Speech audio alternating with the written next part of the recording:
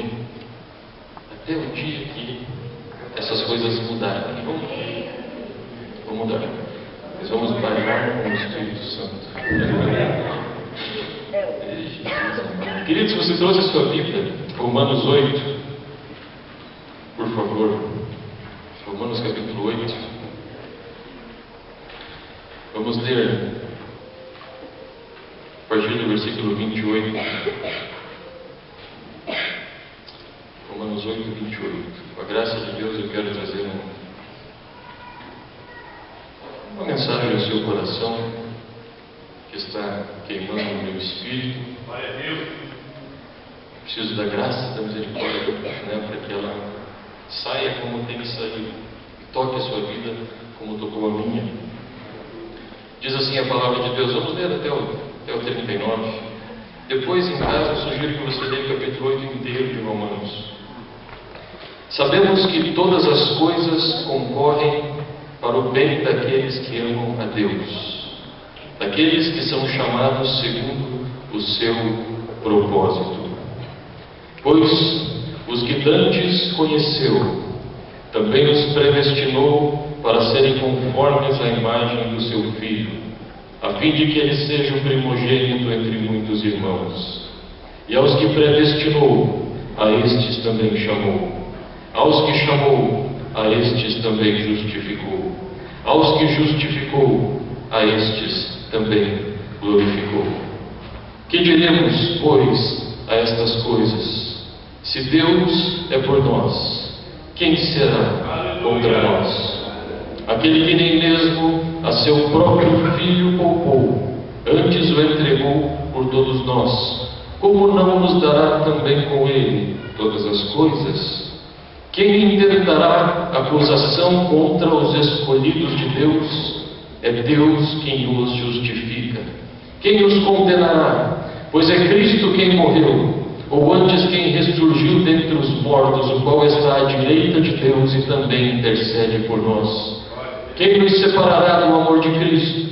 A tribulação, ou a angústia, ou a perseguição, ou a fome, ou a nudez, ou o perigo, ou a espada? Como está escrito: por amor de ti somos entregues à morte o dia todo. Fomos considerados como ovelhas para o matadouro. Mas em todas estas coisas somos mais do que vencedores por aquele que nos amou. Pois eu estou certo de que nem a morte, nem a vida, nem os anjos, nem os principados, nem as potestades, nem o presente, nem o porvir, nem a altura, nem a profundidade, nem alguma outra criatura nos poderá separar do amor de Deus que está em Cristo Jesus, o nosso Senhor. Aleluia! Glória a Deus pela sua palavra.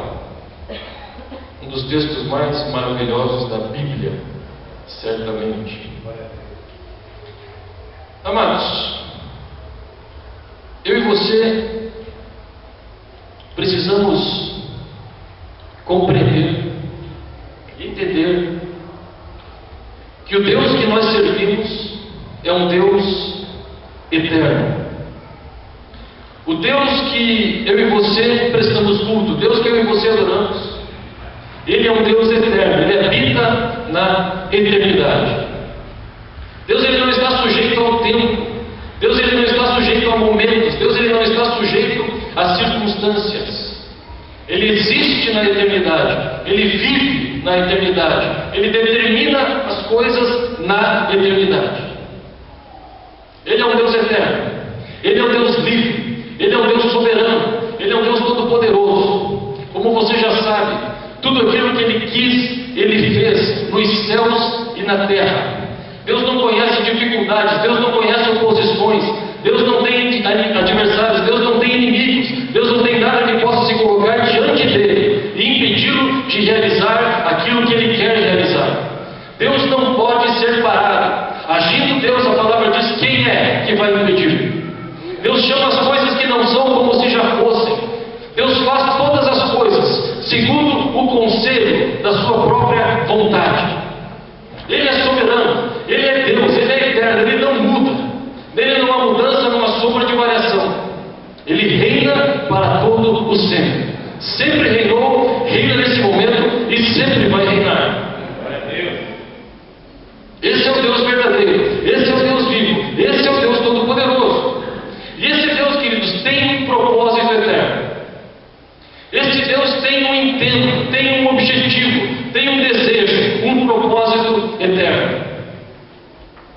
E Ele trabalha para que este propósito eterno se cumpra e se estabeleça.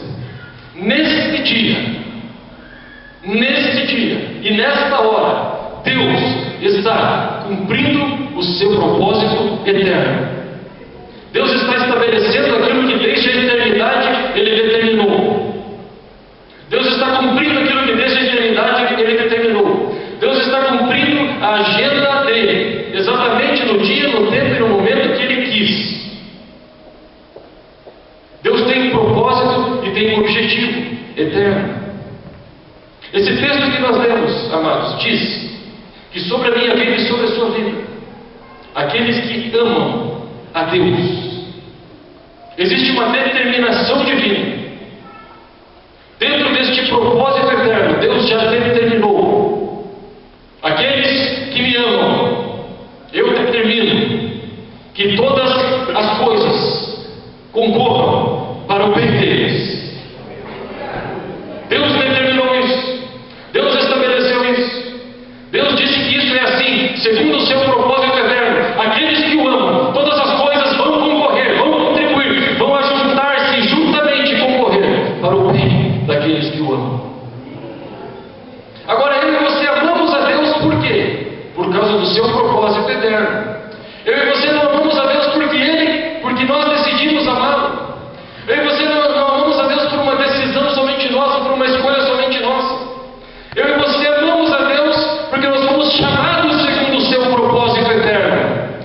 Porque nós fomos escolhidos segundo o seu propósito eterno. Porque Deus nos chamou segundo o propósito que Ele havia proposto em seu próprio coração desde toda a eternidade. E este propósito que Ele propôs em seu coração desde toda a eternidade chama a mim e a você para amarmos a Ele. E por isso é que eu e você amamos a Deus. E por isso é que todas as coisas Deus diz que devem contribuir para o nosso bem. Por causa do seu propósito eterno. Por causa da sua glória. Por causa da sua soberania. Por causa da sua majestade e da sua benignidade para comigo e para contigo. Queridos, eu e você só estamos aqui porque Deus assim quis.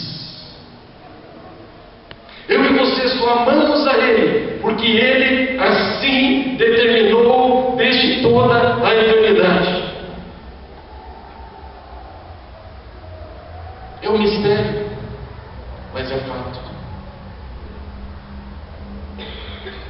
Este propósito eterno de Deus, por causa dele, por causa que está no coração dele, por causa que Deus não muda e é soberano, é todo poderoso e cumpre tudo aquilo que Ele quer, é que nós estamos aqui, é que nós vivemos. Olha o que a palavra diz.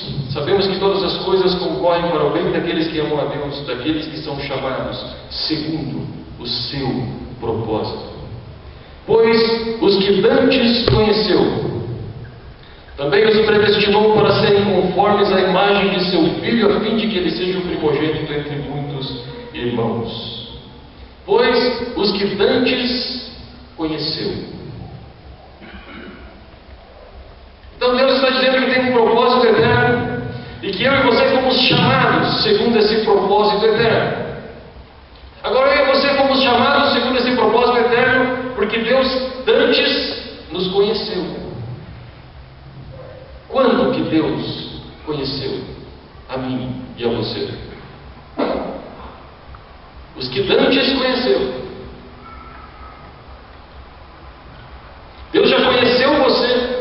Deus já se relacionou com você. Deus já amou você. Deus já idealizou você. Deus já traçou planos, já traçou projetos, já traçou sonhos, já traçou objetivos, já determinou coisas sobre a sua vida, sabe quando? Desde toda a eternidade. Desde antes de existir céus, desde antes de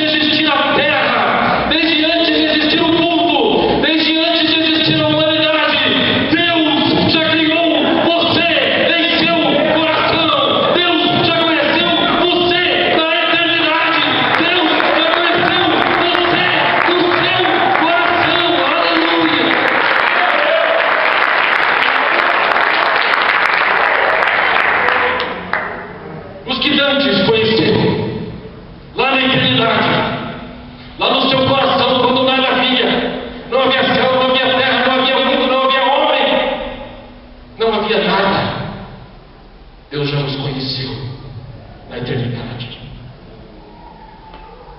No coração dele, eu e você já estávamos lá. Eu e você já tínhamos sido criados, gerados pela sua vontade. Deus nos amou. Antes conheceu. Por isso, segundo o seu propósito eterno, já havíamos sido conhecidos por Ele. Sabia que você é conhecido por Deus antes de você existir? Antes de você sequer ser projeto, antes deste mundo, desta terra, deste universo ser criado, você já está no coração do Deus Filho.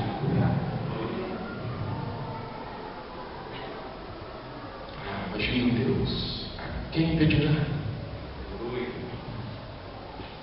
Antes conheceu. A estes também os predestinou para serem conformes à imagem do seu Filho. Lá na eternidade, querido, quando Deus já havia te conhecido em seu coração, Deus já determinou para você um destino. Deus já determinou para você um objetivo. Deus já determinou para você um propósito. Quer que você seja conforme a imagem do seu Filho, Jesus Cristo. Deus determinou, Deus estabeleceu segundo o seu propósito, segundo a sua vontade, segundo o seu soberano querer, que Jesus Cristo, seu Filho amado, seu Filho unigênito, tenha em mim e em você muitos irmãos. Deus já determinou, pré-determinou, antes do mundo existir, que você fosse conforme a imagem do seu Filho, que você fosse santo, que você fosse muito amado, que você fosse feliz, que você fosse cheio de paz, cheio de alegria, cheio de sabedoria, cheio de força, cheio de ânimo, cheio de glória, cheio de graça, cheio de favor, cheio de poder, cheio de bênçãos na sua vida. Deus determinou que você fosse a imagem do seu Filho, e o seu Filho é o herdeiro de todas as coisas, é o dono de todas as coisas, é o Senhor dos céus e da terra, e você é irmão de Jesus Cristo. Desde antes da eternidade, Deus determinou que você fosse conforme a imagem do seu Filho,